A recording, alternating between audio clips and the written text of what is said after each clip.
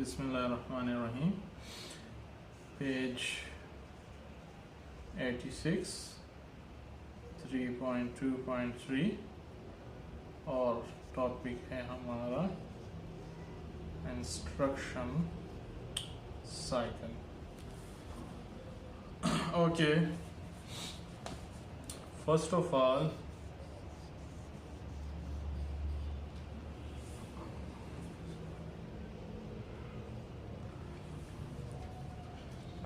इस टॉपिक को बुक पे एज अ वेरी इम्पोर्टेंट आप लोगों ने मार्क करना है, बिकॉज इसको अगर आप इस लेवल पे समझ लेंगे सो आपके आगे BCS में या सॉफ्टवेयर इंजीनियरिंग में या मुख्तलिफ जो भी कंप्यूटर साइंस से रिलेटेड फील्ड में आप जाते हैं सो कहीं ना कहीं पे आपको इसके साथ वास्ता ज़रूर पड़ेगा। और सेकंड जो बात है सो आपके एग्ज़ाम में इससे 99.9% क्वेश्चन जो है वो मस्ट आता है। इट्स वेरी इंपॉर्टेंट टॉपिक, बहुत इजी है। इसको हम स्टेप बाय स्टेप देखते हैं कि कंप्यूटर जो है वो किस तरह इंस्ट्रक्शंस को एग्जीक्यूट करता है from the start to the end. ठीक है, चंद चीज़ें हैं इसमें जो कि आप पिछले लेक्चर्स में जाके उसको देख सकते हैं कि फॉर एग्जांपल प्रोग्राम काउंटर क्या चीज़ है और इंस्ट्रक्शन रजिस्टर क्या चीज़ है।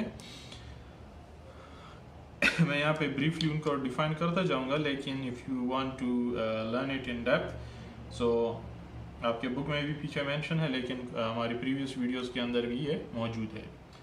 सो जो टॉपिक के अंदर मेनली जो चीज़ है जो डिफाइन की गई है वो है हमारे पास कि किस तरह इंस्ट्रक्शन साइकिल जो है वो एग्जीक्यूट होता है। इंस्ट्रक्शन साइकिल क्या चीज़ है कि किसी जगह पे डेटा पड़ा हुआ है और उसके ऊपर क्या चीज़ हमने परफॉर्म करनी है, उसका रिजल्ट हमने कहाँ पे सेव करना है वगैरह वगैरह। सो एक स्टेप वाइज मोशन होता है इस सब साइकिल का, और एक दफ़ा जब ये एग्जीक्यूट हो जाता है then it runs again for the next instruction.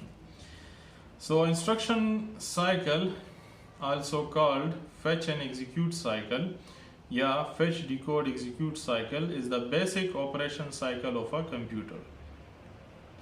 It is the process by which a computer retrieves a program instruction from its memory, determines what actions the instruction requires and carries out those actions.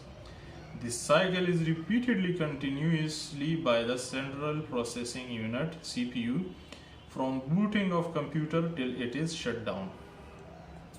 So जब आप computer start करते हैं तो instructions background में भी run होते हैं, आप कोई प्रोग्राम रन करते हैं उसके भी इंस्ट्रक्शंस होते हैं, और with in a second millions of instructions means के 10 लाख से ज़्यादा के इंस्ट्रक्शंस जो है वो एक सेकेंड के अंदर एग्जीक्यूट होते हैं। और उस एक इंस्ट्रक्शन के अंदर जो स्टेप्स हैं वो हम इस साइकिल में अंडरस्टैंड करते हैं। सो जो बेसिक हमारे पास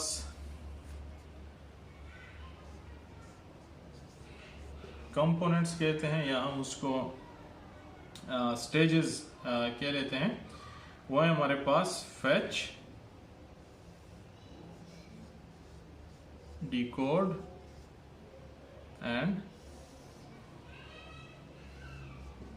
execute and then start over again। और sometime हमारे पास store जो है वो हो भी सकता है और it can be missing। so fetch point A जो है वो क्या चीज़ है हमारे पास। The instruction is fetched from the main memory or the memory address that is currently in the program counter and store it in the instruction register।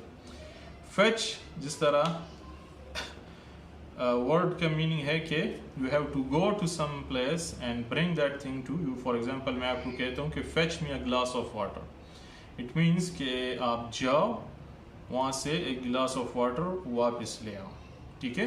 You have to go and you have to come back. So fetch क्या करता है कि ये देखता है कि इस वक्त प्रोग्राम काउंटर किस जगह पर है और उसके अंदर क्या चीज़ मौजूद है, और उसको उठा के आपके इंस्ट्रक्शन रजिस्टर के अंदर प्लेस कर देता है। इंस्ट्रक्शन रजिस्टर में वो रजिस्टर सेव होता है जो कि हमने अभी एग्जीक्यूट करना होता है, ठीक है। सो फेच क्या करता है कि आपके प्रोग्राम काउंटर पे जाता है कि it fetch the instruction is fetched from the memory address that is currently in the program counter and store it in the instruction register, ठीक है। इन दोनों की definition with details previous lectures में मौजूद है। डिकोड द इंस्ट्रक्शन, ठीक है। अब हमारे पास फेच के बाद कौन सा स्टेज आ जाता है? डिकोडिंग का। डिकोडिंग मीन्स के जो कोड है उसको ओपन करना है, उसको डिकोड करना है, उसको अंडरस्टैंड करना है। The instruction decoder interprets the instruction. Interprets means कि उसको मीनिंगफुल फॉर्म में अंडरस्टैंड कर लेता है।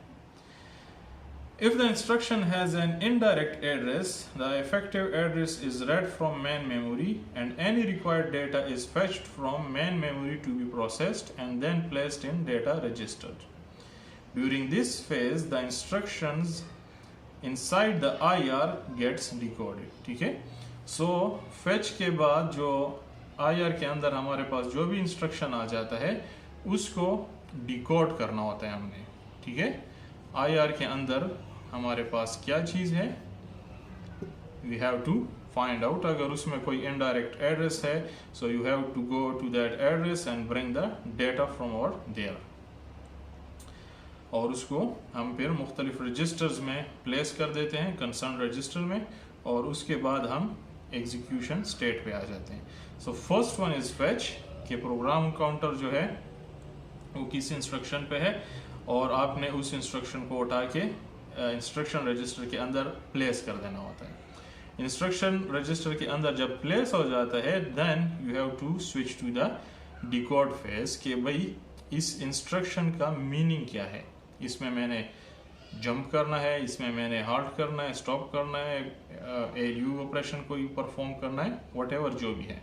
सो जो भी ऑपरेशन परफॉर्म करना होता है वो आपका एग्जीक्यूट का जो स्टेज है वो परफॉर्म करता है, ठीक है।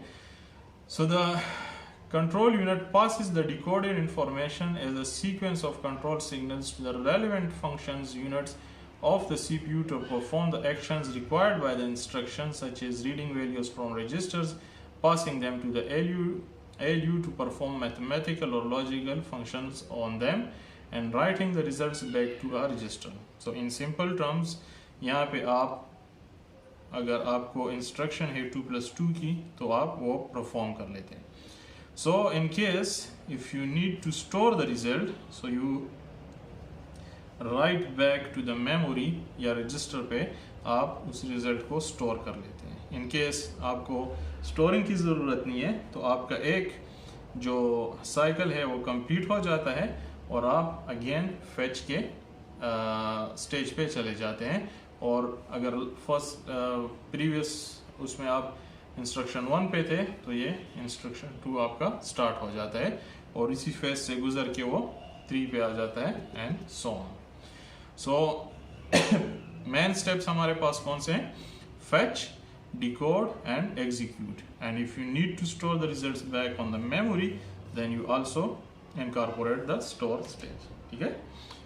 इतना ही सिंपल है। और जैसे ही आप नेक्स्ट लेवल्स में जाएंगे इसमें थोड़ी बहुत कम्प्लेक्सिटी आएगी, लेकिन अगर आप इसको बेसिक लेवल पे अंडरस्टैंड कर लेते हैं सो यू विल हैव इंशाल्लाह no problem in your future whenever you are reading about this topic. बहुत ही इंपॉर्टेंट है, बहुत ही सिंपल है, just you need to sit और आपने इन चीज़ों को, इन स्टेजेस को इन अ सीक्वेंस इसको याद कर लेना होता है, ठीक है। नेक्स्ट है हमारे पास सिस्क एंड रिस्क आर्किटेक्चर। और इसको हम इंशाल्लाह नेक्स्ट वीडियो में डिस्कस करते हैं।